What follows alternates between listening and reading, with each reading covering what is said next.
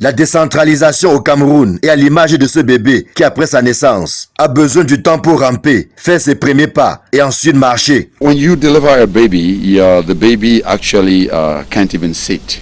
And after some time, the baby can sit.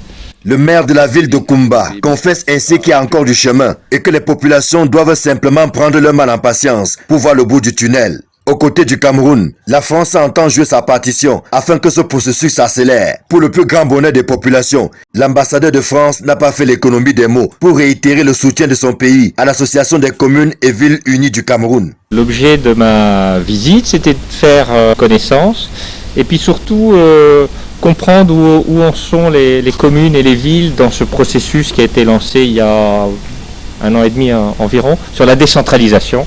J'ai l'habitude de me déplacer aux 4 coins du pays, de voir très concrètement ce qui se passe, de rencontrer les maires, les autorités locales. Mais j'avais besoin aussi d'avoir le sentiment de Monsieur le Président sur ce processus. Où est-ce que vous en êtes? Quels sont ses objectifs? Quelles sont ses priorités?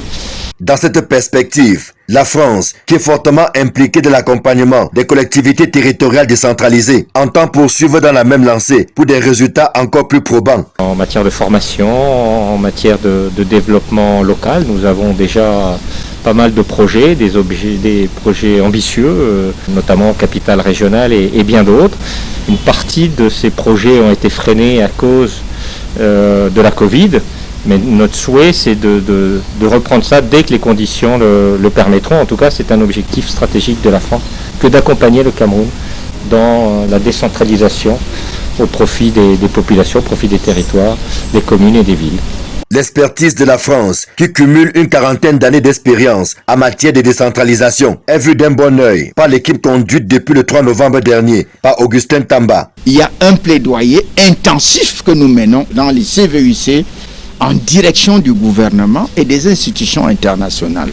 Je voudrais dire que ça vient tout simplement rencontrer l'adhésion de ce qui se fait parce que la France est un partenaire stratégique depuis de longues années et nous, en tant que dirigeants du CVUC, nous affichons également notre enthousiasme et nous avons échangé sur des sujets prospectifs concernant le développement des territoires. L'échange entre l'ambassadeur de France et le président des CVUC ouvre de nouvelles perspectives de coopération dont les collectivités territoriales décentralisées attendent impatiemment les retombées concrètes sur le terrain.